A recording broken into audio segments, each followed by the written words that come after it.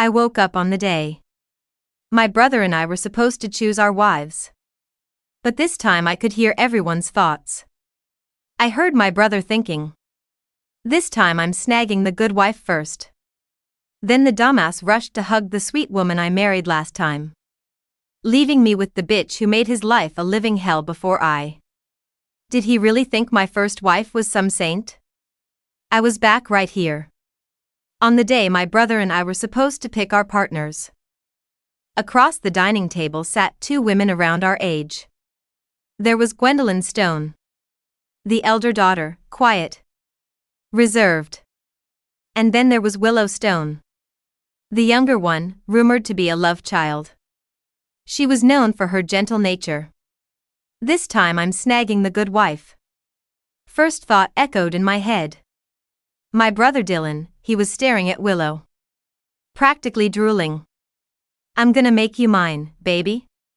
That's when it hit me. I wasn't just reliving this day. I had some kind of psychic link. I could hear what people were thinking. Sure enough, Dylan jumped up and planted himself next to Willow, gazing at her like a lovesick puppy. "Hey, I'm Dylan Chambers. I think I'm falling for you," my dad chimed in. "Soon. Since Dylan's made his choice, Chad. You'll be marrying Gwendolyn." I could practically taste the smug satisfaction rolling off Dylan. "Enjoy being miserable, bro." Last time around, Dylan married Gwendolyn. She was a ruthless businesswoman, always working. Plus, I'd heard she was frigid. Dylan tried to get in her pants, but she always kicked him out of the bedroom. Sometimes she'd get physical. Eventually, Gwendolyn couldn't give him an heir. And my grandma, bless her heart, decided Dylan's swimmers were busted. She sent him packing. I ended up with Willow, who, despite her low status in the Stone family, kept me fed and comfy. She was always by my side, dragging me to the mall, out to dinner, on dates. Stones all thought we were the perfect couple. Then Gwendolyn died suddenly from poisoning, and Willow inherited the whole damn company. Suddenly, I was top dog. Dylan, eating up with jealousy, ran me over while I was walking home. "Sure thing, Dad. I'm kind of into Gwendolyn myself." I plastered on a smile and sat next to her. Damn, she had presence like sitting next to a walking ice sculpture. No wonder Dylan couldn't handle her. I tried to tap into her thoughts but got nothing. Nada. Willow, though, gave Dylan a sweet smile, and I heard her think, "What a cute twink." That sent a shiver down my spine. I instinctively grabbed Gwendolyn's wrist. She had tiny wrists and her hand was surprisingly warm. She gave me a look that could kill, and I quickly let go. As scary as she was, I'd rather take my chances with the Ice Queen than that Viper Willow. This time things were gonna be different. I was going to make my own fortune, be independent and not rely on anyone. Dylan and I had a double wedding, just like last time. Back then, Gwendolyn didn't even bother showing up. But Willow was there bright and early. Everyone said she was the more attentive partner. And this time it was just the same. Willow, all smiles in her white dress, rushed over to grab Dylan's hand. As they passed me, Dylan gave me a victorious smirk. "Where's Gwen?" I just chuckled. "Mind your own business, little bro." That wiped the smile off his face. "Laugh now. See if you're still laughing when she beats your ass later." Too soon, buddy. Way too soon to be counting your chickens. Gwendolyn skipping the ceremony just like last time. And I got the same looks, disdain. Dylan was loving it. Couldn't wait to say, "I love you, Willow," and plant one on her. He wanted to see me squirm. But I wasn't stupid. I wouldn't storm off like a baby. I remembered everyone saying Dylan was immature, unworthy of the Stones. That's why Grandma Stone treated him like dirt. After the wedding, I grabbed the mic and flashed a confident smile at the crowd. Gwendolyn had a super important business deal come up today. I'll be covering for her during the toasts. Hope no one minds. The muttering died down. Grandma Stone, sitting at the head table, gave me an approving look. The Stones cared about appearances more than anything. As the new husband, I couldn't afford to freak out. Gotta act like I own the place. Dylan caught Grandma Stone's gaze. His face twisted in annoyance. Fucking kiss ass. I'll make a fool out of you during the tea ceremony. Being able to hear thoughts really was a gift. Gave me a serious edge. When it came time for the tea ceremony, I calmly walked towards Grandma Stone. Dylan was watching me like a hawk, mentally counting down.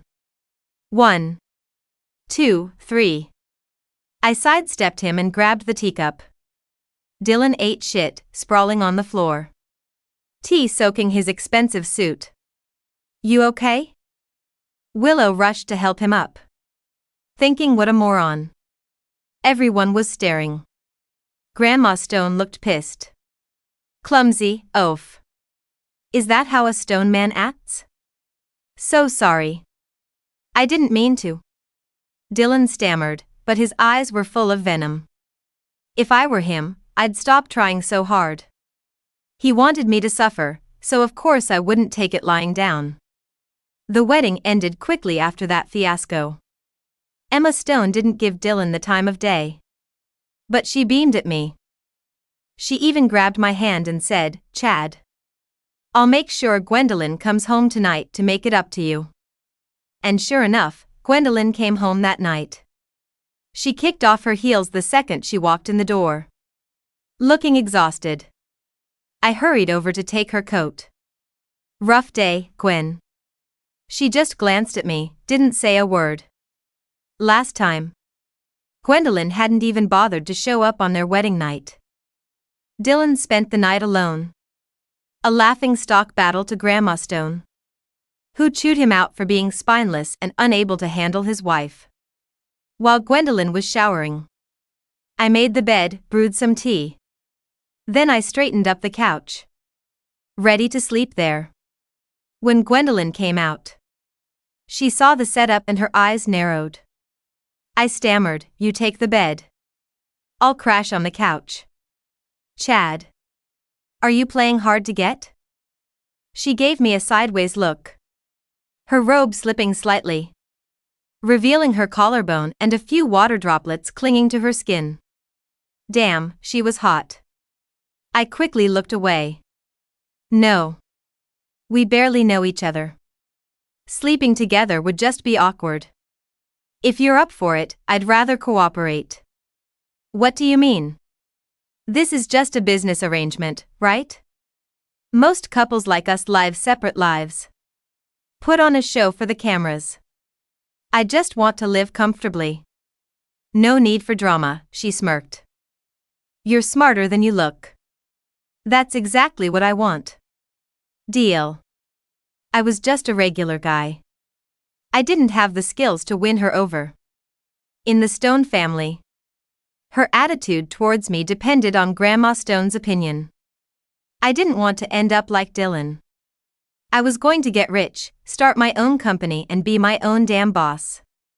I made Gwendolyn post a picture of us holding hands on social media, with the caption just married. Reason being that everyone needed to think we were okay. I also noticed that her profile was spotless. No travel pics, no selfies.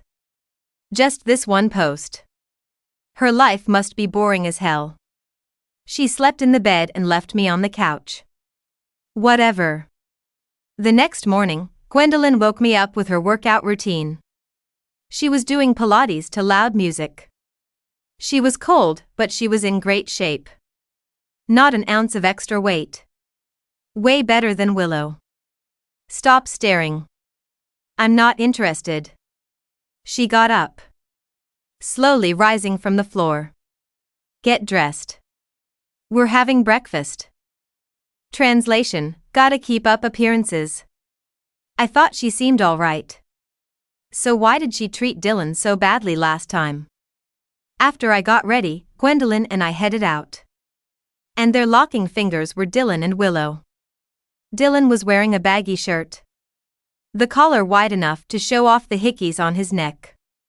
Dylan scanned me from head to toe, smirking. Wrapped up tight Betty's hiding bruises. He smirked. Hey, bro. How was the wedding night? I was wearing casual clothes. Dylan forgot that Grandma Stone hated casual clothes. But I wasn't about to tell him. I smiled. Dylan. Technically you should call me brother-in-law. His face soured and he bit back a retort. Gwendolyn never asked me to. Why should I? Then he looked at Gwendolyn. Gwendolyn, back me up. Here I could feel Gwendolyn's energy freezing around me. Willow was thinking, what a fucking idiot. I'll deal with you later. She tugged on Dylan's arm, telling him to shut his mouth. But he had no clue. Willow. What's the first rule of the Stone family? Gwendolyn said softly. Willow quickly lowered her head. I'm sorry, sis. I'll correct him right away. And then smack. He slapped Dylan across the face. Say hello to your sister and brother-in-law. Dylan's face was bright red. He was about to explode. But he knew better than to mess with Gwendolyn. Good morning, sister. Brother-in-law. Then Willow dragged him away. I knew that rule from memory. No one should disrespect the heir and her partner. Disrespecting them in any way will result in 30 lashes. Gwendolyn was the heir. I memorized the rules to survive. Dylan was going to take advantage of me. When we got to the dining room, Dylan was sitting there. His face was pale. He was low profile. I caught Willow using a needle to stab his hand under the table. You piece of shit. You're the reason I'm getting yelled at. She thought to herself, upping the pressure. Last time Willow mistreated me shortly after we got married. Couldn't escape. That's why I would rather be with Gwen. Willow was Dylan's problem. Now. Grandma Stone arrived and we stood up to greet her. She hobbled over, tapping her cane. She looked at Dylan and stopped. Dylan hadn't changed clothes. Seeing her look, he smiled. Acting embarrassed. It was Willow. She's so playful. Grandma Stone hit him with her cane. Shameless. Keep it to yourselves. You're embarrassing us. Last time a servant was fired for wearing shorts. I was careful after that. I was alive because I was careful. That's why Dylan thought I was living well. Because I had a good partner. Good times. Didn't have to rely on others. Sorry, Mom. I didn't know he was sweating from the pain. Willow defended him. Mom. It's my fault. She was happy. Serves you right? A pervert. The new husband was new. So Grandma Stone ate with us. Gwendolyn served me. Dylan was glaring. I smiled. Thanks, babe. Grandma Stone grinned. Chad. Work with Gwendolyn at the company. You're a Stone son, so it's time to learn. That was last time. But Dylan said, I want to live with Gwen. He pushed away the opportunity. He was penniless. Okay, Mom. Gwendolyn took me to the company. I was trying to hear her thoughts. But there was nothing. She was a woman who wasn't entangled in things. He wasn't worried. She took me to her office. Wait here. Then she left. I saw her at a meeting with someone from Britain. The Stones are rich and this product formula is worth hundreds. Time to swindle them. Gwendolyn left me in her office with a stack of magazines and a distinct lack of instructions. It was a test. Or maybe she just forgot I existed. Either way, I wasn't about to sit there like a decorative plant. I wandered out, pretending to look for the bathroom. The office was sleek, modern, and buzzing with the kind of high-stakes tension that makes your teeth ache. I found the conference room. Glass walls, frosted just enough to blur faces but not intentions. I leaned against the wall nearby, pulling out my phone like I was checking emails. In reality, I was tuning in. The British guy, a man named Mr. Sterling with a suit that cost more than my college tuition, was thinking loud and clear. These Americans are desperate. Their R&D is stalled. I can offload this expired formula for triple the price. Just keep smiling, old boy. Gwendolyn's voice was cool, professional. Mr. Sterling, while your proposal is intriguing, the initial valuation seems optimistic. Optimistic? It's robbery, she thought. But the board is breathing down my neck for a new product line. If I don't close this, Uncle Marcus will use it as leverage to push for a vote of no confidence. I frowned. Uncle Marcus. The snake in the grass. In the previous timeline, he had been the one to accidentally suggest the route where I got run over by Dylan. He was always lurking, waiting for Gwendolyn to slip. I pocketed my phone and walked boldly into the conference room. Sorry to interrupt, I said, flashing a charming, apologetic smile. Darling, Grandma Stone is asking for the specifics on what was it? The chemical stability report? Gwendolyn looked at me, eyes wide with a mix of confusion and irritation. She hadn't told me anything about a chemical stability report. Because there wasn't one. But Mr. Sterling froze. His thoughts screeched to a halt. Chemical stability? How do they know? The formula degrades after 6 months. Did the lab leak it? Mr. Sterling stammered, adjusting his tie. The stability report. Yes. Well, we're still finalizing the long-term data. Grandma is very particular about shelf life, I continued, walking over to stand behind Gwendolyn's chair, placing a hand on her shoulder. She stiffened but didn't shake me off. She mentioned something about 6 months? Mr. Sterling went pale. They know. Abort. Abort. Actually, Sterling said, standing up abruptly. I think we need to review our pricing structure. Perhaps, a discount is in order. Given the variables. Gwendolyn looked up at me, then back at Sterling. Her mind was racing. He's folding. Why is he folding? 6 months, stability issues? She was sharp. She caught on instantly. A significant discount, Gwendolyn said, her voice dropping to that icy register that terrified subordinates. And a full, independent audit of the formula before we sign anything. Sterling nodded frantically. Of course. Let's reconvene tomorrow. He practically ran out of the room. Gwendolyn waited until the door clicked shut. Then she spun her chair around to face me. Who told you? She demanded. No one, I shrugged. I just have good instincts. And he looked sweaty. She narrowed her eyes. He's lying. But he saved the deal. And he saved me from Marcus. You're useful, she decided. Grab a notepad. You're sitting in on the next meeting. Part 3, The Home Front. Life with Gwendolyn wasn't warm, but it was efficient. We were a team. I was the secret weapon she didn't know she needed, the husband who could read the room better than anyone. Dylan, on the other hand, was living in a nightmare. Willow wasn't just a love child. She was a sociopath with a smile like spun sugar.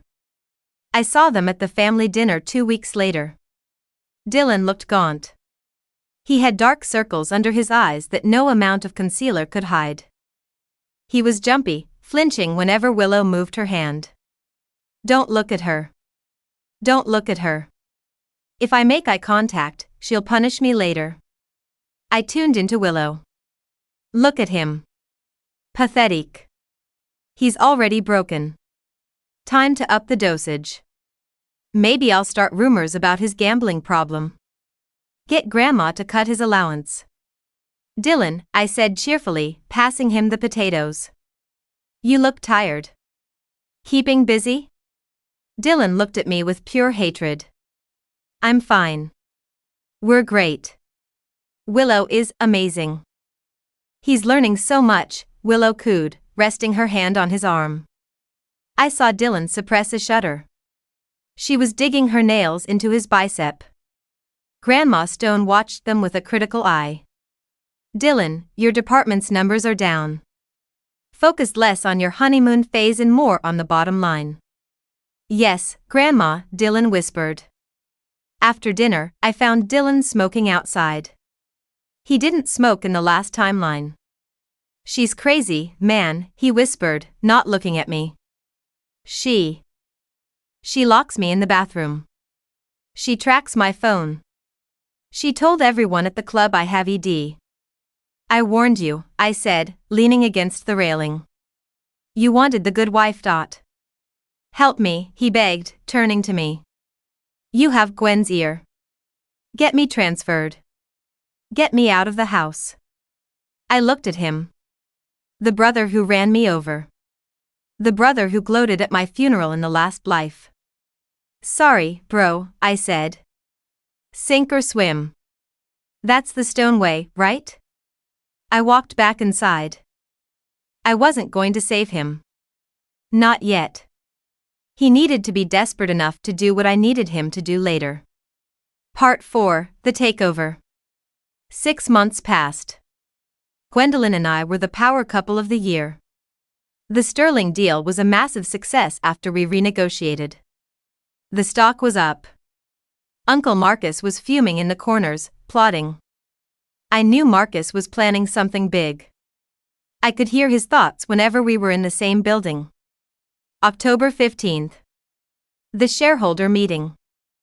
I'll drop the embezzlement evidence against Gwen. Fake, but convincing. By the time she clears her name, I'll be CEO. I told Gwen to audit her own accounts a week before the meeting. She found the planted evidence and traced it back to Marcus's shell company. At the shareholder meeting, Marcus stood up to make his big reveal. I have grave concerns about the current leadership, Marcus began, looking solemn. Gwendolyn didn't even let him finish. She projected the bank transfers onto the massive screen behind him. So do we, Uncle Marcus, she said calmly. Specifically, your concern for our offshore accounts seems to involve transferring them to your personal Cayman fund. Marcus was escorted out by security. That night, Gwendolyn and I celebrated. Real celebration. Champagne on the balcony of our penthouse. You knew, she said, looking at me over the rim of her glass. It wasn't a question. I had a hunch. You have a lot of hunches, Chad. She set her glass down and stepped closer. The Ice Queen facade was melting. Why do you help me? You could have let Marcus take me down. You could have cut a deal with him. Because you're my wife, I said. And because I like winning. She smiled. It was the first genuine smile I'd seen on her face in 2 lifetimes. I think, she whispered, I might actually like you. She kissed me. It wasn't a business arrangement anymore. Part 5, The Snake in the Grass. But while we were winning, Willow was festering. She realized Dylan was a dead end. He had no power, no money, and no spine left. She needed a new host. And she set her sights on me. It started with accidental run-ins at the office. Brushed hands. Lingering looks. He's the one I should have picked. Look at him. Powerful. Confident. And he knows how to handle Gwen. If I can seduce him or frame him, I can take it all. I played along. I let her think I was interested. I needed to know her endgame. One afternoon, she cornered me in the elevator. She hit the emergency stop. Chad, she purred, moving into my personal space. You look tense. Gwen working you too hard? Just the usual, I said, keeping my hands in my pockets. You know, she whispered, walking her fingers up my lapel. I've always thought we had chemistry. Dylan is such a bore. Imagine what we could do together.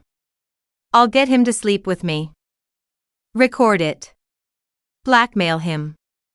Force him to sign over his shares. Then I'll kill Gwen. Whoa. That escalated quickly. Willow, I said, gently removing her hand. You're a tempting offer. But I'm a married man. Happily, she scoffed. With the Ice Queen? Very. She glared at me. Fine. Plan B, rape accusation. Or maybe I just poison his drink like I did to the old man. Wait. The old man? Grandpa Stone. He died 5 years ago. Everyone thought it was a heart attack. I unlocked the elevator and walked out. I went straight to Gwen. We need to exhume your grandfather, I said. Gwen stared at me. What? Willow killed him. And she's planning to kill you. Part 6, The Endgame. Getting an exhumation order based on a hunch was impossible.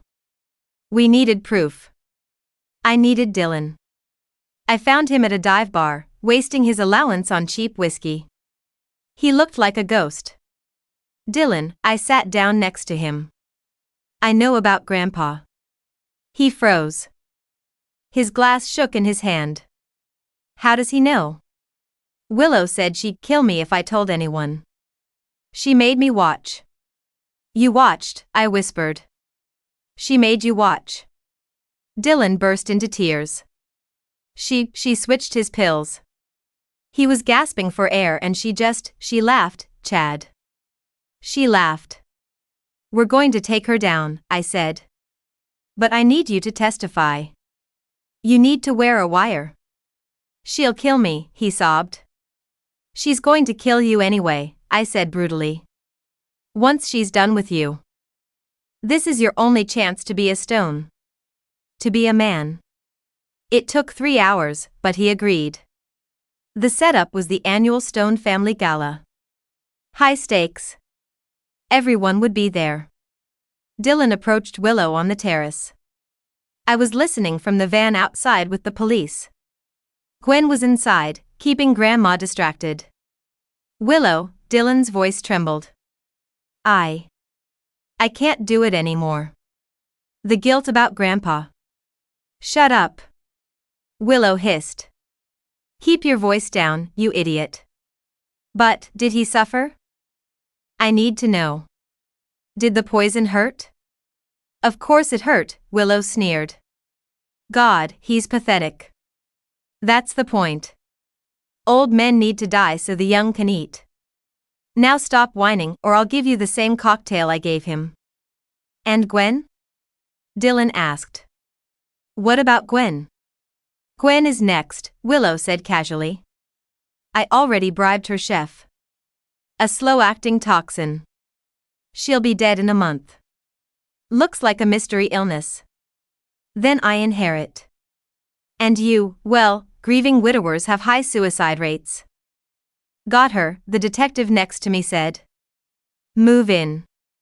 The police swarmed the terrace. Willow didn't even scream. She just looked at Dylan with cold, dead eyes. You traitor, she spat. Dylan stood tall for the first time in his life. Better a traitor than a murderer. Part 7, The Aftermath. The scandal rocked the city. Willow Stone, the murderer. The Stone family stock took a hit, but Gwen's steady hand on the wheel stabilized it. Dylan testified. He got immunity for the grandfather incident because he was coerced and a minor at the time, mentally, if not legally. But he was stripped of his Stone name. Grandma exiled him. He moved to Montana to work on a ranch. At least I'm free, he thought as he boarded the bus. No more voices. No more fear. Gwen and I were left standing in the ashes of the old family dynamic. Grandma Stone passed away a year later, peacefully, in her sleep. She left everything to Gwen. We were in the study, looking at the new organizational chart. You know, Gwen said, putting down her pen. You never told me how you knew about the chef. I had intercepted the chef the morning of the gala. He confessed everything when I told him I knew about his gambling debts, heard in his thoughts. I told you, I smiled. Good instincts. Gwen stood up and walked around the desk. She sat on my lap, wrapping her arms around my neck. You're a mystery, Chad Chambers, she whispered. But you're my mystery. And you, I said, kissing her, are the best decision I ever made. I couldn't hear her thoughts anymore. The voices had faded over the last few months, as if the universe decided I didn't need the training wheels. Or maybe, I just didn't need to hear them. I knew what she was thinking. She was thinking we were going to be okay. And for the first time, I didn't need a psychic power to know it was true. The end.